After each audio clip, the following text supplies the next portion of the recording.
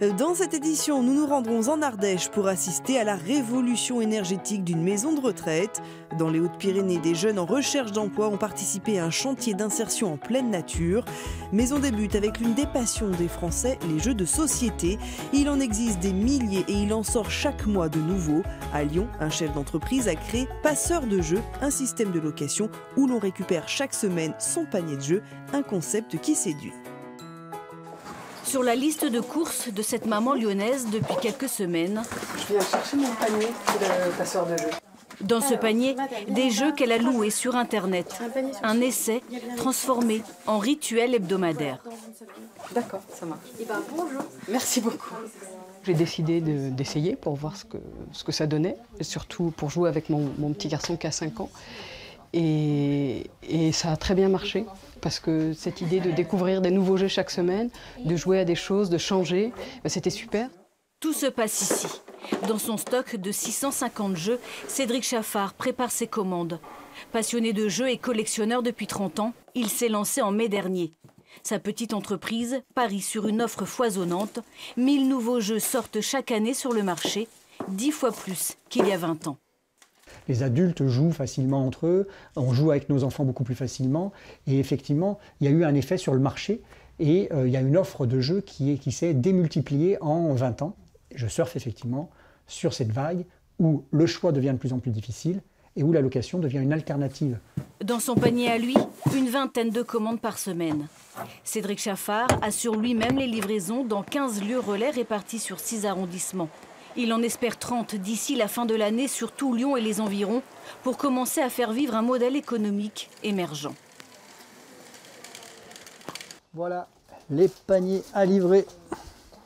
On est dans un nouveau mode d'économie où le tout consommé n'est plus en fait viable à long terme en fin de compte et qu'il faut trouver d'autres solutions sans forcément obligatoirement passer par l'achat pour pouvoir utiliser. Passeur de jeux et d'idées, Cédric Chaffard pourrait bien d'ici peu trouver un associé pour développer son entreprise.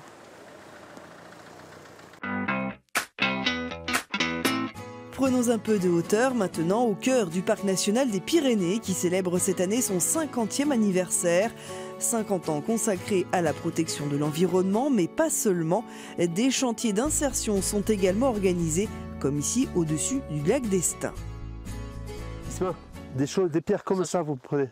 Repérez des pierres plates. Ces cailloux, même durs, paveront l'intérieur de la toue de Sétira. Une toue, c'est un abri de fortune monté en pierre sèche sous un rocher. Mais ces constructions rudimentaires supportent mal les assauts du temps. Leurs murs de pierre s'effondrent. Ismaël, t'en as plein de là-bas s'il faut aller en chercher. Confort minimal, ces abris étaient jadis utilisés par les bergers. L'usage se perd, mais la toue de Sétira peut toujours servir par mauvais temps, à condition de la remettre en état. 3 semaines de boulot à 1600 mètres d'altitude. C'est des gamins de Pau, c'est des jeunes urbains, donc c'est une découverte de la montagne, quoi. Aussi bien sur les techniques de construction, mais aussi sur l'environnement. On dort en montagne, on est à une demi-heure de marche ici où on a notre camp de base, donc on dort sous tente, on fait du feu, on va chercher de l'eau. Voilà, c'est vraiment une belle découverte. Plus familier des immeubles en béton que des bivouacs en montagne, 3 jeunes d'une vingtaine d'années retapent l'antique cabane. L'occasion pour eux de connaître les rudiments de construction, mais aussi explorer une nouvelle voie professionnelle, eux qui peinent à trouver un emploi. À la base, je suis un CAP mécanicien, je suis mécanicien, mais je voulais m'orienter vers autre chose. Du coup, elle m'a proposé un chantier en montagne, j'ai dit pourquoi pas tester, pourquoi ça m'intéresse, pourquoi pas m'orienter vers ça. Le chantier financé par la Fondation du patrimoine, le Parc national des Pyrénées, permet aussi aux petits villages du Val d'Azun de restaurer un patrimoine oublié, mais toujours utile aux pratiquants de la montagne. Déjà pour les touristes, quand ils passent ici, qu'ils prennent l'orage avant d'arriver au lac d'Estaing, il y a encore 1 heure de marche, donc ils peuvent trouver un abri. Et les bergers aussi, quand ils viennent voir leurs bêtes. Avec beaucoup d'énergie et un peu d'argent, la toue de Sétira retrouve une nouvelle jeunesse. Comme une renaissance pour le frêle abri retapé par des jeunes qui, avant de venir, ne connaissaient même pas l'existence d'une telle cabane de fortune. Des boucs pour lutter contre une plante invasive, c'est l'expérience originale menée par la communauté de communes Coestuaire en Seine-Maritime. Le but, détruire la renouée du Japon qui envahit les champs et les bords de route. Ici, 6000 m² sont touchés et il faut de nouveaux boucs pour en venir à bout Cette plante pullule et menace la biodiversité locale. Elle monte quasiment à 2 mètres de haut pour les grands foyers et donc du coup elle empêche toute la lumière d'être sur les plantes qui sont au ras du sol, donc toute l'herbe, toutes les autres plantes meurent et donc la flore qui pouvait exister auparavant disparaît avec la présence de ces foyers de renommée du Japon. Les produits phytosanitaires sont inefficaces, mais bonne nouvelle, les boucs raffolent de la renouée du Japon. Ils sont pour l'instant 14 sur cette parcelle. Allez garçons. Les propriétaires de boucs sont donc appelés à la rescousse pour aller faire brouter leurs bêtes dans les parcelles contaminées. On termine cette édition en Ardèche où une maison de retraite va bientôt produire sa propre électricité grâce à des panneaux photovoltaïques. Une petite révolution dans cette zone rurale. Du coup, des élus de toute la région sont venus découvrir ce projet innovant. Les aînés sont concentrés.